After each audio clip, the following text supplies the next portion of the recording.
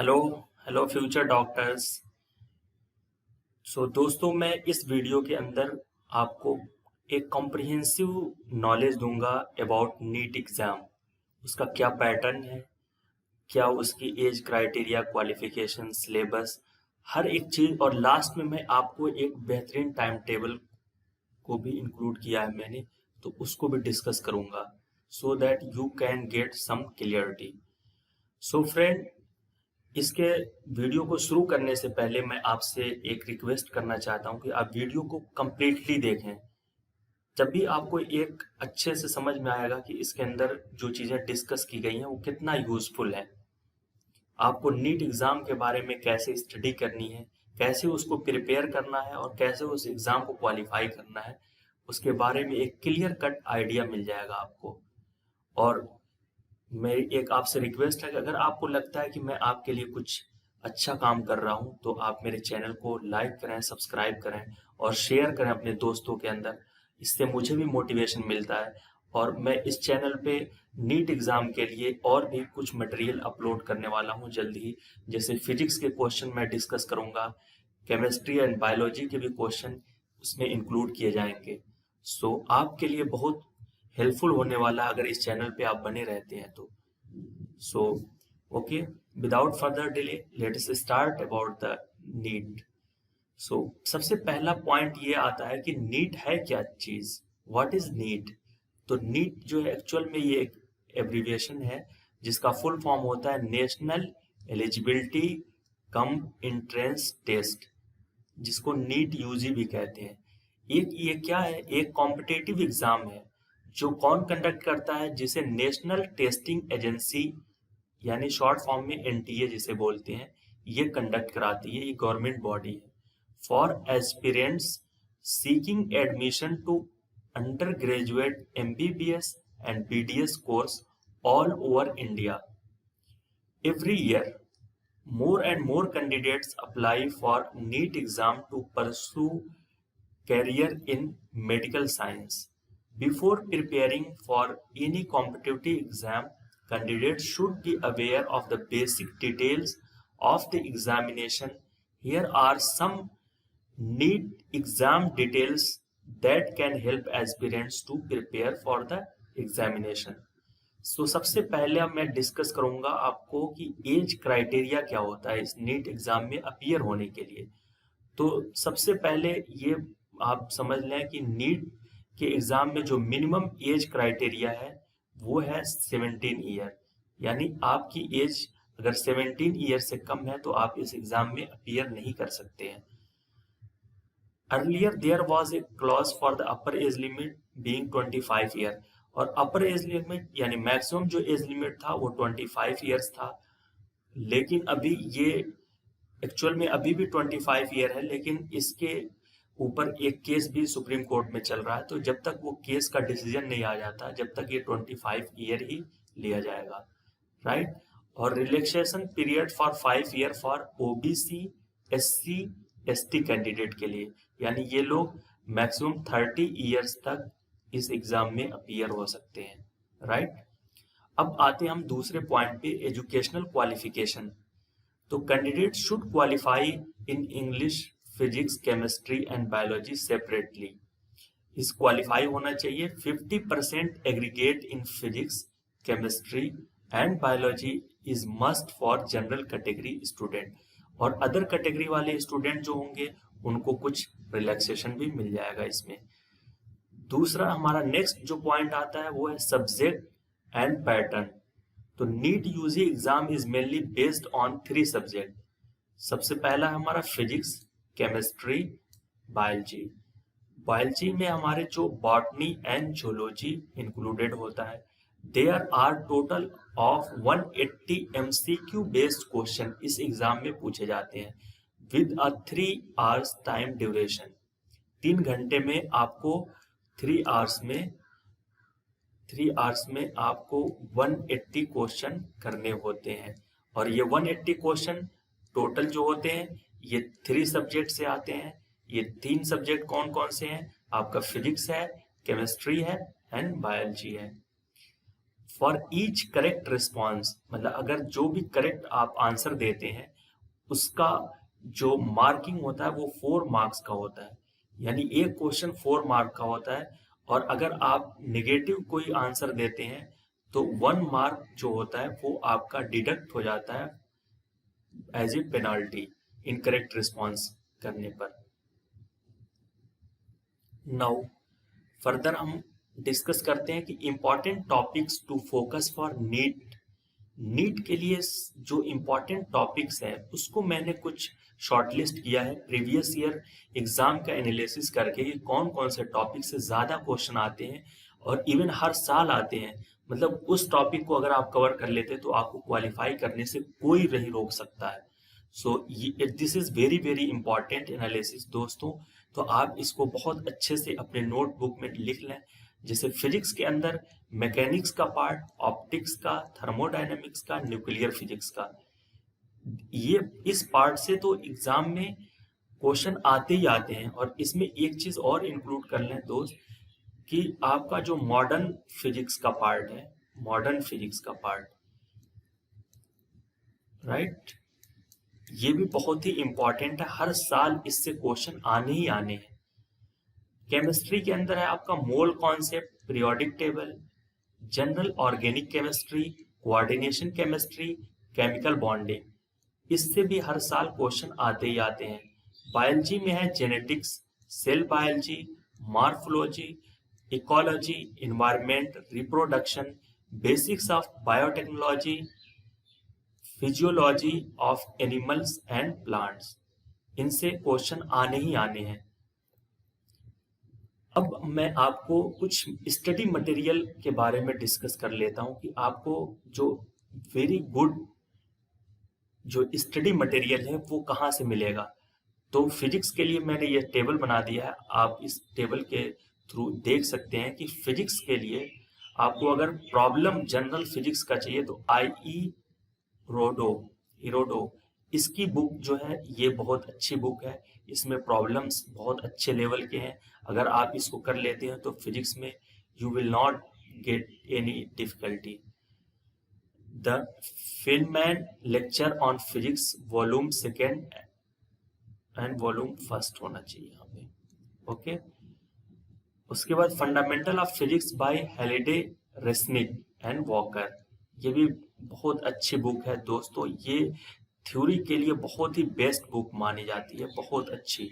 तो अगर आप अपनी अंडरस्टैंडिंग डेवलप करना चाहते हैं फिजिक्स का तो इस बुक को जरूर पढ़ें। Concept of physics by S C Verma पूरे इंडिया के अंदर फेमस है, तो एस सी वर्मा की ये बुक है। इसके जो न्यूमेरिकल पोर्शन है they are very good. Theory इसमें आपको उतना मेरे अकॉर्डिंग उतना अच्छा नहीं मिलेगा, लेकिन अगर थ्योरी पढ़ना है तो आप इसकी बुक पढ़ लें रेसनिक की, और न्यूमेरिकल सॉल्व करना है तो आप एस सी वर्मा की करें। Feynman lecture on physics volume 1, जैसे मैकेनिक्स है, रेडिएशन, हीट्स, ठीक है। केमिस्ट्री के बारे में हम देख लेते हैं कि modern approach to chemical calculation, R C. Mukherjee की बुक है। This book is very very important and this book is very good quality of material included. Organic chemistry, concise in organic chemistry by J.D. Morrison and Boyd. Organic chemistry Peter C. Physical chemistry for medical entrance by O.P. Tandon, ये भी एक अच्छी book है O.P. Tandon की। Organic chemistry M.S. Chauhan. सो ये सब मैंने list आपको दे दिया है, सब स्टैंडर्ड बुक्स हैं। अच्छा दोस्तों, तो इसके साथ साथ आपकी जो एनसीईआरटी है, NCERT you should not forget, ये बुक आपके लिए एनसीईआरटी सबसे ज्यादा इंपॉर्टेंट है दोस्तों। इस बुक को आपको भूलना नहीं। सबसे पहले इसी एनसीईआरटी जो 11th-12th की एनसीईआरटी है, फिजिक्स की, केमिस्ट्री की एंड बायोलॉजी की, इसको सबसे पहले आपको फोकस करना है पहले नंबर पे। उसके बाद इन सब बुक पे आप हाथ लगाएंगे तो आपको समझ आएगा। अदरवाइज आप सोचें कि इसको डायरेक्ट हम पढ़ना शुरू कर दें तो आपको शायद प्रॉब्लम आ सकती है। उसके बाद अब बायोलॉजी के बारे में देख लेते हैं। Objective NCERT at your finger tips for NEET, ये भी एक अच्छी बुक है। Trueman's elementary biology volume 1 and Second, A.C. Datta for botany, books by T.L. Ray, 11th and 12th NCERT book. You should not forget it. NCERT आपके हमेशा बेहतरीन source है। India के जो भी आपका मेडिकल एंट्रेंस एग्जाम है उसके लिए NCERT आपका सबसे बेहतरीन सोर्स है। उसको पढ़ने के बाद ही आप कोई दूसरी बुक को उठाएंगे, राइट। अब मैं कुछ जो कॉमन मिस्टेक, जैसे एक बिगिनर स्टूडेंट जब आता है प्रिपरेशन करने के लिए तो उसे कुछ भी पता नहीं होता, so they do a lot of mistakes but he don't know कि ही इज डूइंग मिस्टेक्स। वो सोचता है कि मैं तो सही कर रहा हूँ, लेकिन वो बहुत सारी गलतियां कर जाता है अपने प्रिपरेशन में। तो उस गलती को आपको अवॉइड करना है। अगर उस गलती को आप कंटिन्यू रखेंगे तो you will get very very much difficulty. So उसको हम डिस्कस कर लेते हैं ताकि आपके पास वो चीज हो जाए कि हमें क्या नहीं करना है, कौन सा काम करेंगे तो वो हमारे लिए निगेटिव हो जाएगा, राइट।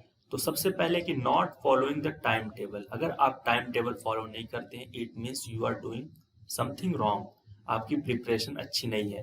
तो इसीलिए मैंने एक टाइम टेबल बनाया, अभी लास्ट में वीडियो के वो मैं डिस्कस करूंगा और उसको आप अपने अकॉर्डिंग भी एडजस्ट कर सकते हैं, मॉडिफाई कर सकते हैं। इट्स अपॉन यू कि आप कैसे उसको यूटिलाइज कर रहे हैं। तो सबसे पहले आपके पास एक स्ट्रिक्टली फॉलो टाइम टेबल होना चाहिए। दूसरा कि hectic schedule. Candidate should not follow a hectic schedule और study for long period of time as it can affect their retention and develop fatigue. मतलब उनके साथ प्रॉब्लम क्रिएट कर सकता है अगर आप बहुत ज्यादा सोचे कि 10-10 घंटे, 12-12 घंटे, 15 घंटे, 16 घंटे इतना स्टडी करना चाहेंगे तो ये आपके लिए बहुत मुश्किल हो जाएगा, हेक्टिक शेड्यूल बन जाएगा। 1-2 दिन तो कर सकते हैं, लेकिन लॉन्ग मान लिया कि आपको 6 मंथ तक प्रिपेयर करना है प्रिपरेशन, तो आपके लिए ये कंटिन्यू करना मुश्किल हो जाएगा। तो आप अपना एक आइडियल टाइम रखें कि 7 to 8 आवर्स हमें स्टडी करना है, प्रॉपर नींद लेनी है, सो that you can more retention power and you can focus more. Next है हमारा इग्नोरिंग एनसीईआरटी। सबसे ज्यादा बच्चे क्या करते हैं कि मेन में कुछ बुक जो मैंने लिस्ट में दिया है स्टैंडर्ड बुक उठा लेंगे, उनमें उनको कुछ समझ नहीं आता है, फिर उठा के बुक को रख देंगे, पढ़ाई भी नहीं कर पाते। तो ये काम आपको नहीं करना है। आप सबसे पहले एनसीईआरटी को फोकस करें। एनसीईआरटी जब आपकी अच्छे से प्रिपरेशन हो जाए जब भी आप दूसरे किसी बुक पर हाथ लगाएं। अब देखें आप, almost 70% of question come from NCERT text book, so candidate should not ignore NCERT books. बताइए आप 70% अगर आप स्कोर कर लेते हैं तो आपको कौन मेडिकल एमबीबीएस सीट लेने से रोक सकता है? आप खुद सोचें। तो एनसीईआरटी ही आपको सफिशिएंट मार्क्स आपको दिला सकती है, सिर्फ एनसीईआरटी दिला सकती है। मेरी बात को बहुत अच्छे से आप नोट कर लें फ्रेंड, मैंने एनालिसिस करके ये सारा वीडियो में आपको बता रहा हूँ। Following too many books. देखें ये भी एक बहुत बड़ी गलती होती है कि आपको ज्यादा बुक फॉलो नहीं करनी है। सबसे पहले तो एनसीईआरटी को फॉलो कर लें। एनसीईआरटी आपको अच्छे से समझ आ गई, उसमें सब कुछ आपने पढ़ लिया, बहुत अच्छा आपका उस पर एक कॉन्सेप्ट बिल्डअप हो चुका है, तब आप किसी दूसरे बुक पर हाथ लगाएं। अदरवाइज सिर्फ एनसीईआरटी पढ़ते रहें, आप उससे ही देखें 70% क्वेश्चन आएंगे, you will qualify. Aspirants should avoid studying from many books at a time as they can get confused and mess up their need preparation. आप कंफ्यूजन में पड़ जाएंगे अगर ज्यादा बुक आप मान लें फिजिक्स की एससी वर्मा भी पढ़ रहे हैं, रेसनिक भी पढ़ रहे हैं, और भी जो कई सारी बुक्स हैं उनको भी पढ़ रहे हैं, प्लस एनसीईआरटी को भी पढ़ रहे हैं, तो यू विल गेट कंफ्यूज। तो वो काम आपको नहीं करना है। आप सिर्फ एनसीईआरटी को पढ़ें, एनसीईआरटी कंप्लीट हो गई तो फिर आप रेसनिक को ले लें, फिर एससी वर्मा के क्वेश्चन को ले लें, right. Okay, ignoring subjects. When it comes to competitive entrance exam like NEET UG, candidates should not leave a single page of any subject of the NEET syllabus unturned.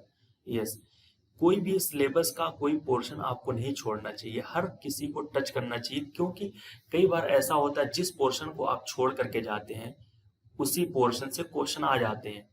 तो आप syllabus को पूरी तरह से comprehensively cover करने की कोशिश करें, और उसमें से आपको मैंने जो ऊपर बताया कुछ इम्पोर्टेंट पार्ट मैंने खुद एनालाइज करके उसको हाईलाइट कर दिया है, तो उस पे आप ज्यादा फोकस रखें, लेकिन ये नहीं कि आप दूसरे पार्ट को इग्नोर कर देंगे। अगर इग्नोर करेंगे तो प्रॉब्लम हो जाएगी एग्जाम में। अब नीट सिलेबस, जो लेटेस्ट सिलेबस है नीट का, उसके बारे में हम डिस्कस करेंगे वन बाय वन। पहले हम कर लेते हैं फिजिक्स का, उसके बाद फिर केमिस्ट्री एंड बायोलॉजी। तो क्लास 11th का जो सिलेबस है और क्लास 12th का जो सिलेबस है, आप ये सब कुछ 11th 12th में पढ़ रहे होंगे या पढ़ चुके होंगे। तो ये सारा कुछ यही सिलेबस है आपका नीट का भी। ओके, यही सब सिलेबस है नीट का भी। राइट फ्रेंड, आप इसके गो थ्रू हो जाए, मैंने इसमें सारा कुछ मेंशन कर दिया इस टेबल के अंदर। अब केमिस्ट्री का देख लें। केमिस्ट्री में भी आपका 11th का सिलेबस और क्लास 12th का सिलेबस पूरा इंक्लूडेड है। राइट, देख लें।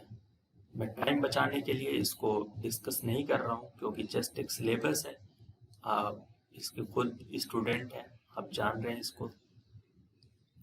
ये सारी चीज़ें आपको सिलेबस में मेंशन है, और ये मैंने अलग से इसको अच्छे से कर दिया है, चाहे तो आप स्क्रीनशॉट भी ले सकते हैं इसका। नाउ अब बायोलॉजी के हम सिलेबस पे देख लेते हैं। तो ये हमारा बायोलॉजी का सिलेबस है, क्लास 11th क्लास 12th का। डाइवर्सिटी इन द लिविंग, ये सारा कुछ, cell, human physiology, reproduction, genetics, biology, biotechnology and environment, ecology and environment. अब preparation tips from NEET toppers. अब मैंने कुछ नीट टॉपर्स के बारे में पढ़ा, उनकी टिप्स के बारे में पढ़ा, तो वहां से जो मैंने पॉइंट्स कुछ निकाले हैं, कुछ टीचर्स जो इम्पोर्टेंट, जो जाने माने टीचर्स हैं, उनकी भी व्यूज को मैंने सुना, सबसे पहले एनालाइज किया, तो मैंने ये सारे पॉइंट आपके लिए निकाले उसमें से। कॉलेज दुनिया जो है एक ऑनलाइन रिसर्चर हैं, ये जो कॉलेज वगैरह के बारे में रिसर्च करते हैं, उन्होंने नीट एक्सपर्ट के थ्रू मोस्ट इम्पॉर्टेंट पॉइंट्स को कलेक्ट किया। तो उन्होंने सबसे पहले इसमें एक पॉइंट ये था कि डीसी पांडे सर ने क्या कहा कि I believe that for physics medical aspirant should focus on understanding the basic concept behind the problem instead of just practicing formula and answering question. Instead of utilizing shortcut, if the candidate takes the time to understand the 4-5 concepts present in every chapter, they can easily prepare for physics. Said by DC Pandey sir, जो जाने माने teacher हैं। तो इसमें उन्होंने कहा कि 4-5 question आप थॉरली अंडरस्टैंड करें उसके कॉन्सेप्ट को, ना कि आप सिर्फ फार्मूला बेस्ड क्वेश्चन सॉल्व करें और उसके आंसर या शॉर्टकट यूज करें, तो उससे आपको एग्जाम में ज्यादा फायदा नहीं मिलेगा। लेकिन अगर नीट फिजिक्स को अगर आप अच्छे से करना चाहते हैं, तो डेली 4-5 ही क्वेश्चन, ज्यादा नहीं, 4-5 क्वेश्चन, लेकिन हर दिन आपको करना है। उसके कॉन्सेप्ट को समझें, उसके बेसिक जो उसके पीछे कैसे यूज किया गया है, फॉर्मूला क्यों यूज किया जा रहा है, कौन सा थ्योरी का पोर्शन इसके अंदर यूटिलाइज हो रहा है, उन सारी चीजों को समझने की कोशिश करें, तो आपके लिए फिजिक्स का पोर्शन बहुत इजी हो जाएगा। अब इसके 1 by 1 पॉइंट को डिस्कस कर लेते हैं जो टॉपर्स ने दिया था कि do not take extreme pressure. तो एक्सट्रीम प्रेशर आपको तो लेना नहीं है बिल्कुल भी। आप पहले से शुरू से ही आप अच्छे से आराम से हर दिन स्टडी करते जाएं। जो मैं बता रहा हूं, जो आपको यहाँ पे एक गाइडलाइन मैं प्रोवाइड कर रहा हूं, इसको फॉलो करके you can crack, believe me, you can crack NEET exam. Clear doubt को क्लियर करें। बहुत सारे टीचर्स हैं अवेलेबल हैं, या जहाँ से भी आप पढ़ते हैं वहाँ से क्वेश्चन पूछें और बेसिक चीज़ों को समझने की कोशिश करें। बारीक जो होती है पॉइंट्स, उसको समझने की कोशिश करें कि कहाँ से क्वेश्चन में क्या ट्विस्ट है, किस क्वेश्चन को कैसे सॉल्व करना है, क्या अप्रोच लगाना है।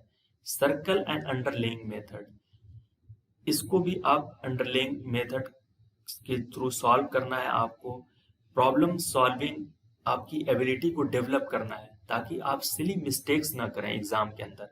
ऑप्शन एलिमिनेशन, ऑप्शन एलिमिनेशन से जैसे कि आपके 4 option A B C D दिए रहते हैं उसमें, तो आपको ये पता है कि ए भी नहीं है, बी भी नहीं है, सी और डी में हो सकता है, तो आप 50-50% का चांस हो जाता है। तो यहाँ पे आप एक रिस्क ले सकते हैं, राइट। तो एलिमिनेशन कर सकते हैं कि कौन सा हमारा करेक्ट आंसर हो सकता है, right. Effective and speedy OMR filling, yes, बहुत सारे स्टूडेंट हैं जो इसमें भी कमी कर जाते हैं। तो ओएमआर शीट की फिलिंग करने आपको आनी चाहिए जल्दी से, लेकिन एक्यूरेसी के साथ। ये नहीं कि किसी का बी भरना है तो बहुत बच्चे सी भर देते हैं जल्दबाजी में, तो ये चीज नहीं होना चाहिए। इसकी पहले प्रैक्टिस कर लिया करें आप, राइट।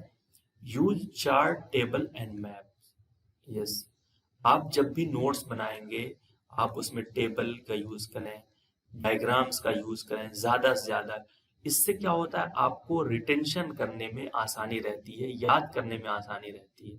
रिमेंबर प्रीफिक्सेस जैसे कि uni, bio, mono, di, all these are have quality and quantitative characteristic of a question. तो आपको ये सारी चीजें पता होनी चाहिए। तो इनसे रिलेटेड जो भी क्वेश्चन आते हैं उसको अच्छे से देखें, उससे बेस्ड और भी जो मटेरियल है उसको भी एनालाइज करें। Create mnemonic phrases for series and classification, series and classification के लिए सच एज किंगडम क्लासिफिकेशन हो गया, एलिमेंट ग्रुप इन सीरीज हो गया, इसको भी आप निमोनिक के जरिए याद रख सकते हैं। तो आप इसे भी क्रिएट कर सकते हैं अपने according. Prepare a time table, तो जो मैंने पहले बताया कि एक टाइम टेबल आपके पास जरूर होना चाहिए, राइट। और वीकली अपना एक टारगेट बना करके पढ़ें कि इस वीक में मुझे ये चीजें कवर कर देनी है। जब आपको स्टडी करने में मजा आएगा और आपका सिलेबस भी कवर होगा और आपकी अंडरस्टैंडिंग भी डेवलप होगी। Management of time table while solving question paper, इसके लिए आप टेस्ट सीरीज का यूज करें, ज्यादा से ज्यादा आप क्वेश्चन को यूज करें, सॉल्व करने की कोशिश करेंगे तो आपको एक बेहतरीन तरीके से एक अंडरस्टैंडिंग डेवलप हो जाएगी कि हमें कितने टाइम में एक क्वेश्चन हमारा कंप्लीट हो रहा है और हम कहाँ पे लैग कर रहे हैं, right. Self prepared notes are best, yes, जो भी मटेरियल पढ़ें आप क्वेश्चन करें, वहां से भी आपको कुछ कॉन्सेप्ट मिले उसको अपने पास नोटबुक के अंदर इनकॉर्पोरेट कर लें, वहां से कॉन्सेप्ट को ले लें, क्योंकि आपका जो कंसिस्टेंट रिवीजन है वो नोट्स के थ्रू ही हो सकता है। इसलिए notes is very very important. अगर आप चाहते हैं कि आप अपने एग्जाम को क्वालिफाई करना चाहते हैं तो आपको नोट्स बनाना ही होगा, अपना हैंड रिटेन नोट्स। किसी दूसरे के नोट्स से आपको ज्यादा फायदा नहीं मिलने वाला है, वो जैसे बुक है वैसे ही आपके लिए काम करेगा। लेकिन अगर आप अपने हाथ का नोट्स बनाते हैं तो definitely you will get edge in the exam. अब ये लास्ट जो मैंने आपको कहा था कि वीडियो के लास्ट में मैंने एक टाइम टेबल बनाया है, यू कैन टेक स्क्रीनशॉट। अगर आप चाहते हैं इसका स्क्रीनशॉट भी ले सकते हैं स्क्रीन, तो आप इसका स्क्रीनशॉट ले सकते हैं। ओके फ्रेंड, अब देखें मैंने जो टाइम टेबल बनाया है इसमें टाइम, सबसे पहले टाइम, आपका एक्टिविटी कौन सी होगी और topic to be covered and time duration. तो आपको 7:45 पे उठना है और 8 o'clock तक आप वेकअप हो जाएं, रिफ्रेश हो जाएं, प्रिपेयर फॉर स्टडीइंग, राइट। उसके बाद 8 से लेकर के 10:30 तक स्टडी करें केमिस्ट्री। आप चाहें तो इस जगह पे फिजिक्स या बायोलॉजी भी कर सकते हैं, it's depend upon you. 2.5 hours तक। ब्रेकफास्ट टाइम आपका 10:30 से 11 ब्रेकफास्ट टाइम हो गया। 11 से लेकर के 1:30 तक। फ्रेंड ये एब्सोल्यूट नहीं है, ये मैं एक आपको टाइम टेबल का आइडिया दे रहा हूँ। आप चाहें तो इसमें टाइम अपने अकॉर्डिंग, मान लें कोई 6 o'clock मतलब 6 बजे उठ रहा है 6 AM में, तो वो 6 AM से अपना टाइम टेबल बना लेगा, वो अपना ब्रेकफास्ट टाइम अलग चेंज कर लेगा, वो 8 बजे ब्रेकफास्ट या 9 बजे कर लेगा।